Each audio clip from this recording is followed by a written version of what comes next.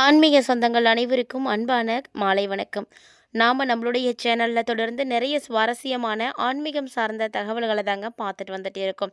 அந்த வரிசையில் இந்த பதிவில் என்ன பார்க்க போகிறோம் அப்படின்னு பார்த்தீங்கன்னா, பிறந்திருக்கக்கூடிய புதிய ஆங்கில மாதமான மார்ச் மாதத்தில் ஏற்படக்கூடிய முக்கியமான ஒரு சில கிரக மாற்றங்களால் என்ன மாதிரியான பலன்களை எல்லாம் ரிஷபராசி நேர்கள் அடைய போகிறாங்க, மேலும் ரிஷபராசியை உடைய நட்சத்திரக்காரர்களுக்கு எப்படி இருக்க போகுது அப்படின்றத பற்றி தான் தெளிவாக இந்த பதிவோட நம்ம தெரிஞ்சுக்க போகிறோம். மட்டும் இல்லாமல் இந்த காலகட்டங்களில் ஏற்படக்கூடிய பாதிப்புகள் குறைய நீங்கள் செய்யக்கூடிய எளிமையான பரிகாரங்கள் என்ன அப்படின்றதும் சொல்லப்பட்டிருக்குங்க. வீடியோ எங்கேயுமே ஸ்கிப் பண்ணிடாமல் தொடர்ந்து பார்த்து பயன்பெறுங்க. ஒருவருடைய எதிர்காலம் எப்படி இருக்கும் அப்படின்றத கண்டிப்பாக யாராலையும் யோகிக்க முடியாது. அப்படிப்பட்ட ஒரு சில விஷயங்களை கூட நம்மளால் தெரிஞ்சிக்க முடியுது, சொல்ல முடியுது அப்படின்னா அது ஜோதிடத்தினுடைய உதவியால் மட்டும்தாங்க.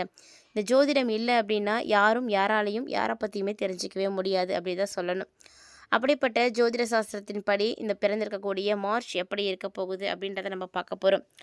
மார்ச் மாதத்தில் பார்த்திங்கன்னா முக்கியமாக ஒரு சில கிரகங்களுடைய மாற்றங்கள், அதாவது எல்லா கிரகங்களுமே இப்போ கும்பராசியில் இருக்காங்க. இவங்க பார்த்திங்கன்னா இன்னும் ஒரு சில நாட்களில் மீனராசியை நோக்கி பயணிக்க போகிறாங்க.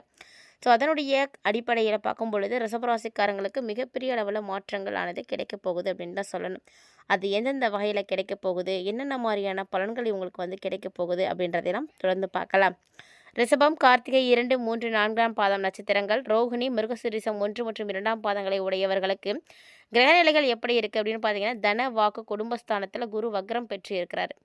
அதே போல் தைரிய வீரியஸ்தானத்தில் சந்திரன், சுகஸ்தானத்தில் கேது, பாக்கியஸ்தானத்தில் சூரியன், சுக்கிரன், புதன் வக்ரம் பெற்றும் சனி பகவானும் ராகு பகவானும் செவ்வாய் பகவானும் அமர்ந்திருக்காங்க. ஸோ இந்த சூழ்நிலையில் எப்படி இருக்க போகுது உங்களுக்கு அப்படின்னு பார்த்தீங்கன்னா, பொதுவாகவே எந்த ஒரு விஷயமா இருந்தாலுமே அதை திட்டமிட்டு செய்து முடிக்கணும் அப்படின்ற கொள்கையோடு இருக்கக்கூடியவர்கள் ரிஷபராசிக்காரங்க. ஸோ உங்களுக்கு பார்த்தீங்கன்னா இந்த மாதம் நீண்ட நாட்களாக தடைப்பட்டு வந்த காரியத்தெல்லாம் செய்து முடிக்க முடியும். அது மட்டும் இல்லைங்க, உங்களுடைய மனசில் சஞ்சலம் அப்படின்றது இருக்கும். என்னதான் உங்களுடைய மனதில் சஞ்சலம் ஏற்பட்டாலுமே கூட அதுக்கு ஏற்ற மாதிரி அதிர்ஷ்டமும் கிடைக்கும். விட்டு கொடுக்கக்கூடிய மனப்பான்மை உங்ககிட்ட அதிகமாக இருக்கும்.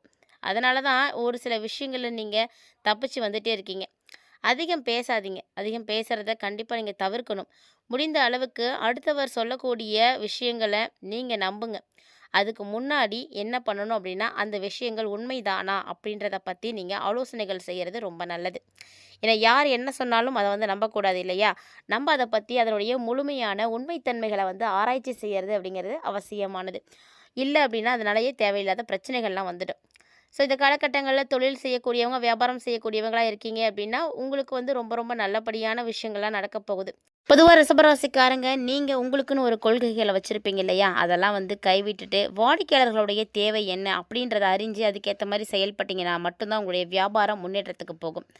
அதனால தான் பணவரவும் கிடைக்க ஆரம்பிக்கும். ஸோ இந்த விஷயத்தில் கவனமாக இருங்க. அதே போல் உத்தியோகத்தில் இருக்கக்கூடியவர்களாக இருக்கீங்க அப்படின்னா துணிச்சலாக ஒரு சில வேலைகளை செய்து நீங்கள் வெற்றிகளை பெற முடியும்.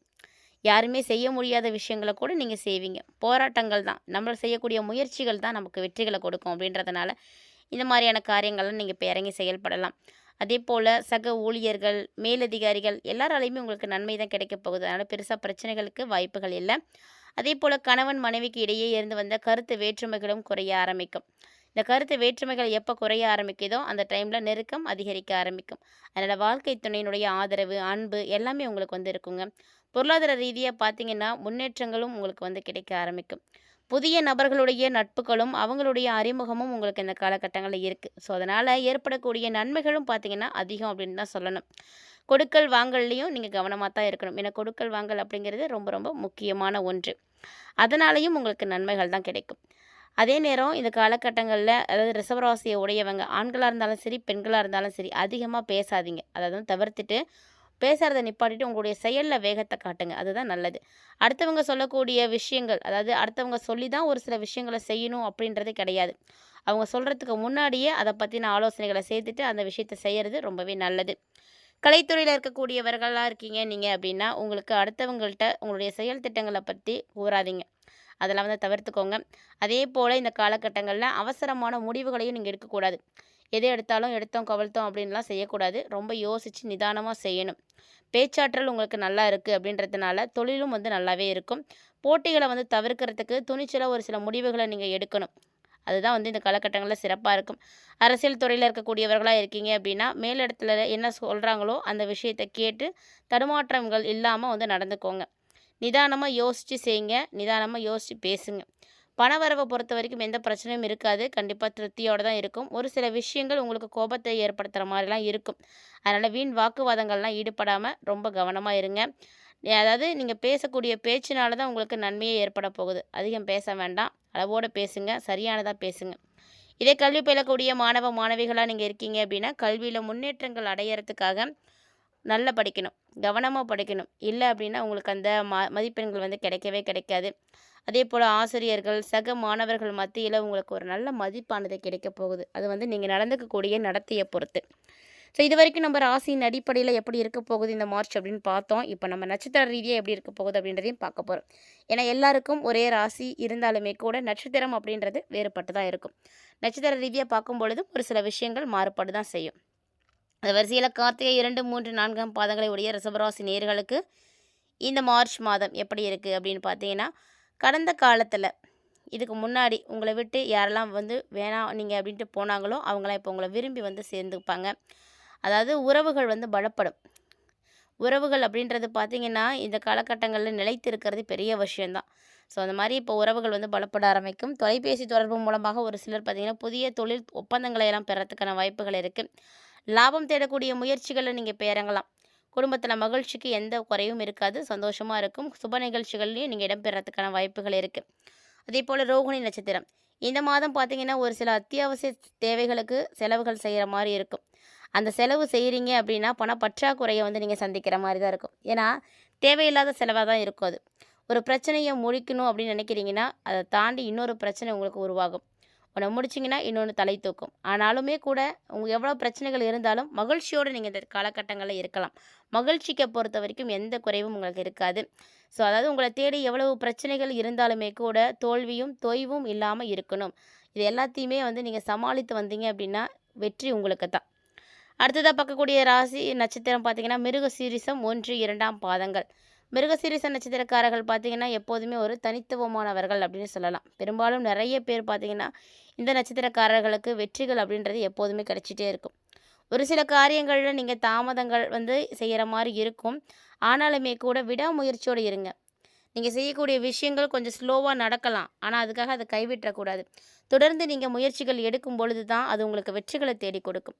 பழகக்கூடிய நண்பர்களை எப்போதுமே வந்து எடை போட முடியாதுங்க. ஏன்னா அவங்க எப்போ எப்படி இருப்பாங்க அப்படின்னு சொல்லவே முடியாது. ஸோ கண்டிப்பாக இந்த டைமில் நீங்கள் ரொம்ப ரொம்ப கவனமாக இருங்க. வெளுத்ததெல்லாம் பால் அப்படின்னு நம்பினீங்க அப்படின்னா நிச்சயமாக இந்த டைமில் நீங்கள் தான் அடிப்பட போகிறீங்க. ஸோ உங்களுடைய பெருந்தன்மையை மட்டும் கொஞ்சம் ஒதுக்கி வச்சுட்டு நடக்கக்கூடிய காலகட்டங்களுக்கு ஏற்ப நீங்கள் வந்து இருக்கணும். எல்லா விஷயங்களும் பெருந்தன்மையாக இருக்கக்கூடாது. அது நமக்கு ஆபத்தானது தான். எந்தெந்த விஷயங்களில் பெருந்தன்மையை வந்து காட்டணுமோ அதில் மட்டும்தான் காட்டணும்.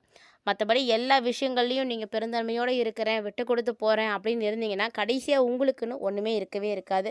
ஸோ ரிஷபராசி நேர்களை பொறுத்த வரைக்கும் இந்த காலகட்டங்களில் இந்த மாதிரியான விஷயங்கள் தான் உங்களுக்கு ராசியின் அடிப்படையிலையும் சரி நட்சத்திர ரீதியாகவும் சரி ஏற்பட போகுது. ஸோ இந்த விஷயங்களை எல்லாத்தையும் கவனமாக இருந்து பார்த்துக்கோங்க. ஏன்னா மார்ச் மாதம் முழுக்க ஏற்படக்கூடிய மாற்றங்கள் இப்படி தான் இருக்க போகுது. கிரகநிலைகள் மாறும் பொழுது ஒரு சில விஷயங்கள் வித்தியாசப்பட ஆரம்பிக்கும். கிரகநிலைகளுடைய நிலைகளை பொறுத்து ஏற்படக்கூடிய மாற்றங்கள் உங்களுக்கு எப்படி இருக்க போகுது, என்ன மாதிரியான பலன்கள் கிடைக்க போகுது அப்படின்றத பற்றிலாம் நிறைய தகவல்களை நீங்கள் பார்த்துருப்பீங்கன்னு நினைக்கிறேன். இதோடு இந்த காலகட்டங்கள் உங்களுக்கு சிறப்பாக இருக்கிறதுக்கு நீங்கள் என்ன எளிமையான பரிகாரங்கள் செய்யணும் அப்படின்னு பார்த்தீங்கன்னா, பொதுவாக பரிகாரம் அப்படின்றது ஆன்மீக ரீதியாக நமக்கு நாமே செய்துக்கக்கூடிய ஒரு மன திருப்திக்காக செய்யக்கூடிய விஷயந்தான். அந்த வகையில் ரிஷபராசிக்காரங்க கனகதாரா சோஸ்திரத்தை வந்து பாராயணம் செய்யுங்க. இல்லை படிக்க தெரியல அப்படின்னா போட்டு விட்டாது கேளுங்க. இது மாதிரி நீங்கள் செய்துட்டு வரும் பொழுது பண தட்டுப்பாடுகள் எது இருந்ததுன்னா நீங்கி போயிடும். குடும்பத்தில் மகிழ்ச்சியான ஒரு நிலை கிடைக்க ஆரம்பிக்கும். இந்த மாதம் உங்களுக்கு சந்திராஷ்டமமும் இருக்குங்க. சந்திராஷ்டம தினங்கள் பார்த்தீங்கன்னா 19 மற்றும் 20 அந்த நாட்களை தாண்டி மற்றபடி எல்லாமே உங்களுக்கு சிறப்பாக இருக்குது. சந்திராஷ்டம நாட்களில் மட்டும் கொஞ்சம் கவனமாக இருந்துக்கோங்க. மேலும் இந்த ஆன்மீக ரீதியாக கொடுக்கப்பட்டிருக்கக்கூடிய இந்த எளிமையான பரிகாரத்தையும் மிஸ் பண்ணாமல் வந்து செய்து பாருங்கள். இந்த பதிவில் நிறைய தகவல்களை நீங்கள் பார்த்துருப்பீங்கன்னு நினைக்கிறேன். கட்டாயமாக இந்த பதிவும் உங்களுக்கு பிடிச்சிருந்துருக்குன்னு நினைக்கிறேன். இன்கேஸ் உங்களுக்கு இந்த பதிவானது பிடிச்சிருந்தது அப்படின்னா லைக் பண்ணி ஷேர் பண்ணுங்கள். மறக்காமல் கமெண்ட் பண்ணுங்கள். இது மட்டும் இல்லாமல் இது போல் பல இன்ட்ரெஸ்டிங்கான தகவல்களை எல்லாம் நீங்கள் தொடர்ந்து பார்க்கணும் அப்படின்னு ஆசைப்பட்டீங்கன்னா மறக்காமல் நம்ம சேனலை சப்ஸ்கிரைப் பண்ணிவிட்டு ஃபாலோ பண்ணிக்கோங்க. கூடவே ஆன்மீக ரீதியாக கொடுக்கப்படக்கூடிய எளிமையான பரிகாரங்களையும் மிஸ் பண்ணாமல் வந்து செய்து பாருங்கள். இந்த பதிவில் நீங்கள் பார்த்த தகவல்களை போல் இனிமே நிறைய இன்ட்ரெஸ்டிங்கான தகவல்களோட மற்றும் ஒரு சுவாரஸ்யமான ஆன்மீக தலைப்பில் சந்திக்கலாம்.